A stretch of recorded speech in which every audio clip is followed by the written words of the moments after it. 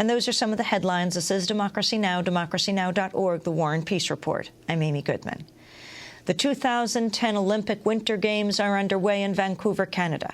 The $40 million opening ceremony was held Friday night, kicking off an event that's covered the host city and national flags and the logos of the Games' corporate sponsors. The ceremony was held against the backdrop of tragedy following the death of a Georgian luge team member during a practice session just hours before.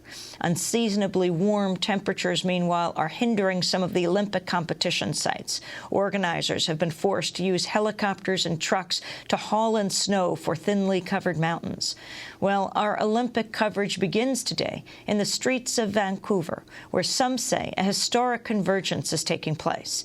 Indigenous groups, anti-poverty activists, and civil liberties advocates are some of the voices being heard in protests against the Olympic presence. Franklin Lopez of Vancouvers Media Co-op has been following the Olympic protests. He filed this report.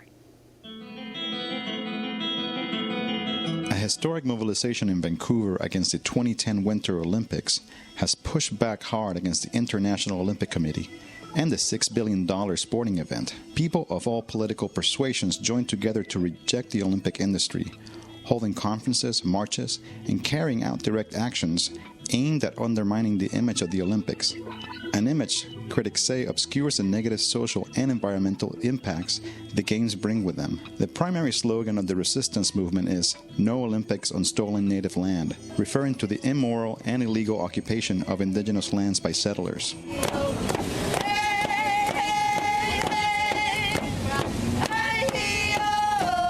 After years of organizing and mobilization, the anti-Olympics convergence got underway in Vancouver this weekend. Following dozens of protests and disruptions across Canada, the Olympic torch was blocked from passing through Vancouver's downtown east side.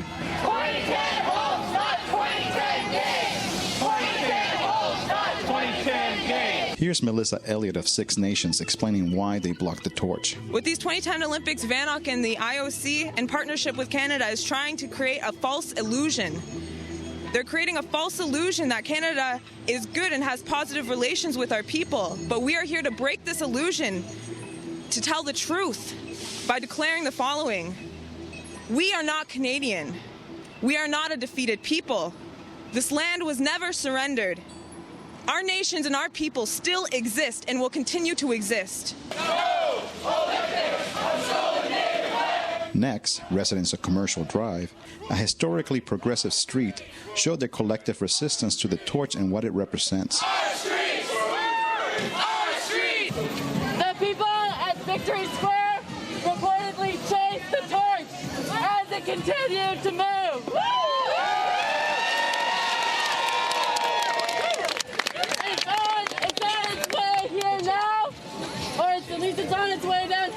Hip-hop artist Testament was present to lend his support. All right, well, we're here today because there's been a call out by people of this community to stop the torch coming through Commercial Drive. Many of my friends live in the neighborhood, so it's a great place. So we want to avoid having the Olympics come through with their bullshit RBC and their bullshit Coke propaganda, their bullshit like Canadian flags, and we want to reclaim this neighborhood. So that's what people are doing. We're taking the streets, we're taking this over, we're blocking the torch, and we're gonna stand here, we're gonna stay here, we're gonna like occupy the intersections and force them to reroute it.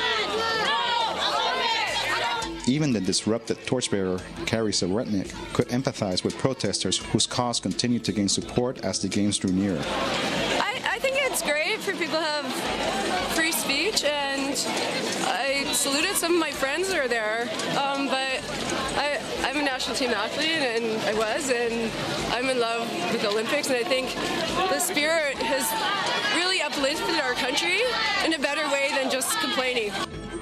The torchbearer was loaded into a police car, a fitting symbol of the $1 billion spent on police, military, and private security during the Olympic Games.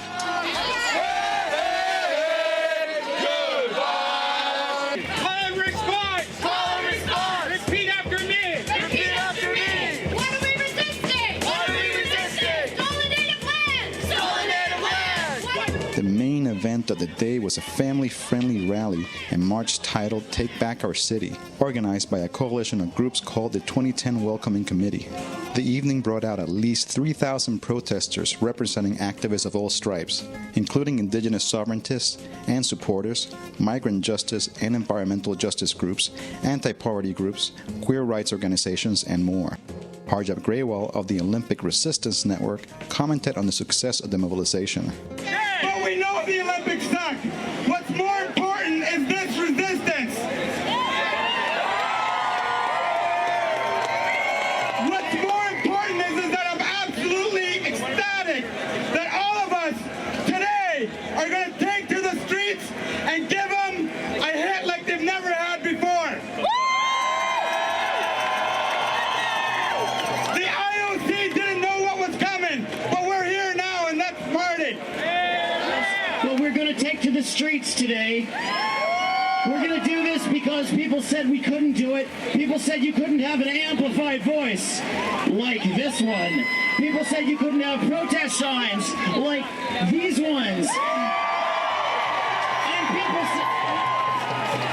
And people said you couldn't go outside of a designated protest area. Well, the world is my designated protest area. That was Garth Mullins, an anti-Olympic organizer from Vancouver. As darkness fell, demonstrators marched towards BC Place, where the opening ceremonies for the Games were taking place.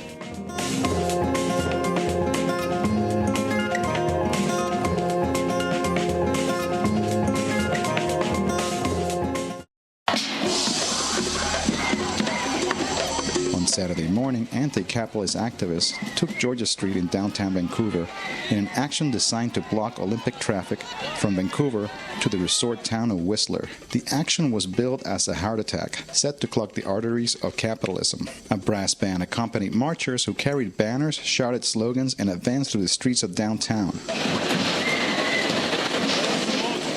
After blocking the street with dumpsters and paper boxes, a small contingency broke away from the crowd and smashed the windows of the Bay, a company with direct ties to Canada's Colonial Past and an Olympic sponsor.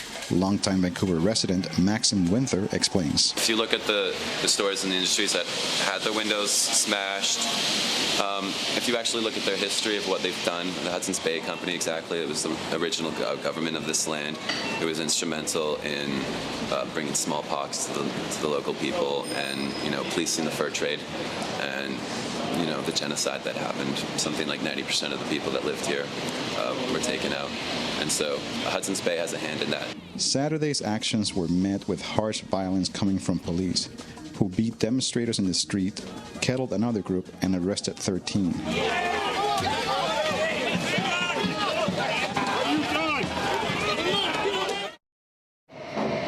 On Sunday, an estimated 5,000 people turned out for the 19th Annual Women's Memorial March to honor missing and murdered women from Vancouver's downtown east side. This event, led by Indigenous women, was not an Olympic protest, but all activists were invited to stand beside them. More actions are planned for Monday, when homelessness activists will erect a tent city and an anti-war rally will highlight Canada's military presence in Afghanistan. That report was produced by Frank Lopez and a coalition of over 40 independent media activists, including members of the Dominion Paper, Victoria Indie Media, B Channel News, Rochester Indie Media, Friendly Fire Collective, Pittsburgh Indie Media, Upheaval Productions, SolidarityResponse.net, Pepper Spray Productions, and Submedia.tv. For more of the Vancouver Media Co-op's coverage and analysis of the Olympic protests, you can go to vancouver.mediacoop.ca. Coming up, we'll speak with Vancouver physician Gabor Mate on the mind-body connection. The great Egyptian writer, he said that nothing records the effects of a sad life so completely as the human body, so graphically as the human body. And you see that sad life in the faces and bodies of my patients. Coming up, more with Dr. Gabor Mate, and we'll be talking about the latest on the Olympics. Stay with us.